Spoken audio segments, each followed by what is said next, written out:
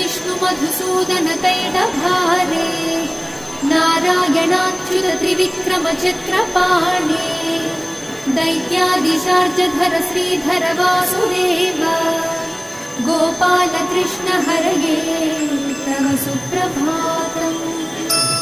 श्री रुक्मिणी सभवनास हरे मुरारे राधेश गोपसि स्वरूप भृगादि वन्द्या श्री द्वारकाश्रय विकुण्ठपते भुवनैकमूर्ते गोपाल देव हरये तव सुप्रभातम्।